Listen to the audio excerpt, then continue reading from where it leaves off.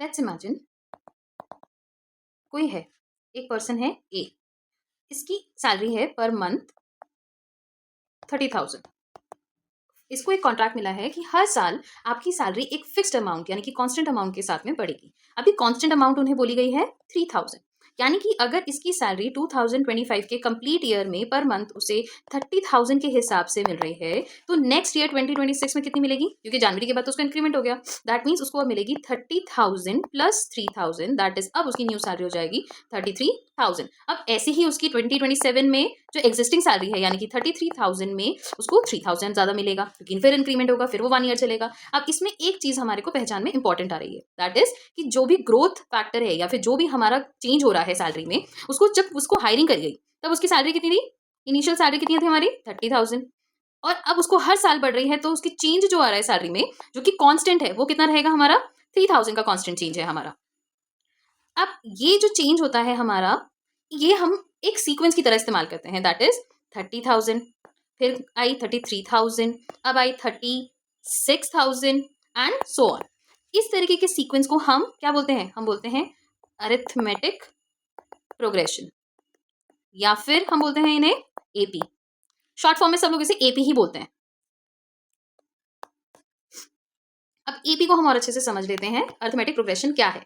Arithmetic progression is a sequence of numbers जैसे कि ये 3,000, 30,000, 33,000, 36,000 एंड सो ऑन जा रहे हैं, इन विच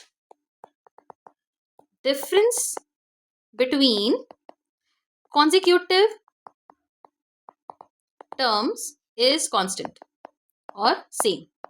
अब कॉन्जिक्यूटिव टर्म्स क्या हुई? जैसे 30,000 है, उसके बाद 33,000 आया, तो ये दोनों आपस में कॉन्जिक्यूटिव टर्म्स हुई, यानी कि एक के बाद एक आने वाली टर्म, एक के बाद एक आने वाली टर्म को हम कॉन्जिक्यूटिव टर्म्स बोलते हैं। अब इनके बीच का डिफरेंस क्या हुआ? वो हमारा 3,000 है, जो कि हमारा कांस्टेंट चेंज है। अब आते हैं कि इसको अगर हम और जगह पे देखते हैं तो इसको किस तरह से देख पाते हैं। मैं एक और सीक्वेंस देती हूँ, 2, 5, 8, 11 एंड 14। अब इसमें एक चीज कॉमन क्या है? इन सब में डिफरेंस कितना आ रहा है? 3 का।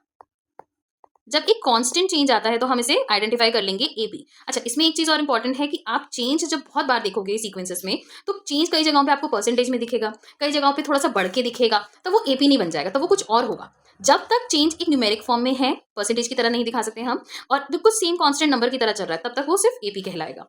अब इसमें कुछ इंपॉर्टेंट टर्मिनोलॉजीज होती है जो हमें हमेशा याद होनी चाहिए। पहली कि हमारी इनिशियल टर्म क्या रही है। अब यहाँ वाले सीक्वेंस में हमारी इनिशियल टर्म क्या रही है? 2।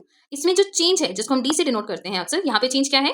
3। तो हमारे को हमेशा इनिशियल टर्म जहां से हमने स्टार्ट किया था वो, और जो चेंज होती है टर्म या फिर जो हमारा ये बोलते हैं डिफरेंस बोल सकते हैं हम, हमें पता होना चाहिए। इसके थ्रू हम बता सकते हैं कि हमारा एपी या हमारी सीक्वेंस किस तरह की चल रही है। अब इसमें आता है कि कुछ एक जर्नल फॉर्मेट भी होता होगा हर सीक्वेंस का। अब सीक्वेंस है तो मैथमेटिशियंस ऐसा तो है नहीं कि नंबर में छोड़ देंगे, आपको सैलरी पूरी तरह से बताएंगे या किसी भी सीक्वेंस को पूरा बताएंगे।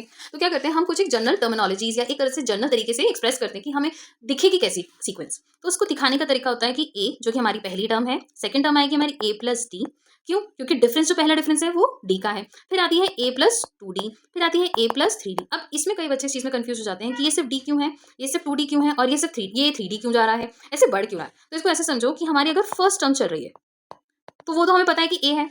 हमारी जो सेकंड टर्म आएगी वो भी बहुत आसान है पता लगाना, यानी कि ए प्लस डी। क्यों? क्योंकि डी क्या है? हमारा डिफरेंस है। बट जब थर्ड टर्म आती है तो उसे हम ए प्लस 2d क्यों लिख रहे हैं? क्योंकि जब वो ए से ए प्लस डी तक जा रहा है तब वो डी का डिफरेंस ले रहा है, पर वो ए से जब 2d सेकंड टर्म तक जा रहा है तब वो 2 बार डी का डिफरेंस लेता है, इसीलिए हमारे उसमें क्या लिखा जाता है? 2d। अब ऐसे ही ए को अगर हम थर्ड टर्म तक लेके जाते हैं तो डी कितनी बार रिपीट हुआ है? 3 बार, यानी कि 3d। इस तरह से हमारी टर्म्स चेक होती हैं और इस तरह से हमारी टर्म्स बढ़ती जाती हैं और हम इन्हें सो ऑन आगे कर सकते हैं। अब एक इंपॉर्टेंट फॉर्मूला जो इसमें हमें थोड़ा सा याद होना चाहिए और अक्सर पता होना चाहिए, एंड एक इंपॉर्टेंट ये वो फॉर्मूला है जिसकी वजह से हम एपी को इंट्रोड्यूस कराते हैं। एपी का इसमें फॉर्मूला कौन सा है? nth टर्म निकालने का।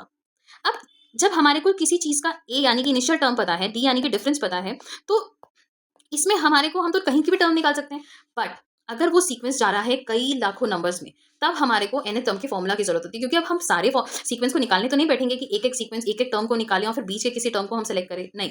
तो हम क्या करते हैं, हम nth टर्म को लेते हैं। अब ये nth टर्म कैसे निकलती है? इसका फॉर्मूला होता है tn, जिसका डिनोशन होगा कि हमारी जो टर्म है वो nth टर्म देख रहे हैं, इसमें आएगा a यानी कि इनिशियल नंबर, अब जो टर्म है वो उसकी पोजिशन -1 मल्टीप्लाइड बाय d। तो ये इस तरीके से हमारा किस क्या हुआ, हमारी nth टर्म आई। अब इसमें n-1 हम क्यों यूज करते हैं? क्योंकि पहली टर्म हमारी ऑलरेडी एग्जिस्ट कर रही होती है और हमें nth टर्म चाहिए होती है और चेंज हमेशा फर्स्ट टर्म के बाद से स्टार्ट होता है। इसीलिए हमारी जो टर्म को इस्तेमाल किया जाता है वो सीधा nth ना लिखे n-1 के हिसाब से लेते हैं। n-1 की टर्मिनोलॉजी हमने इसीलिए इस्तेमाल करी क्योंकि आप अगर थर्ड टर्म को देखोगे तो वो कैसे करके लिखा हुआ है, लिखा वो थर्ड टर्म है बट उसे डिनोट टू के किस डिफरेंस में डी के किस डिफरेंस में लिखा है, 2 बार के डिफरेंस में, क्योंकि एक टर्म को तो आप ऑलरेडी काउंट कर चुके हो ना, तो आप कौन सी टर्म को यूज करोगे, आप उससे कम वाले डिफरेंस को इस्तेमाल करोगे। इसीलिए n-1 की इंपॉर्टेंस हो जाती है इस फॉर्मूला में। Okay, thank you.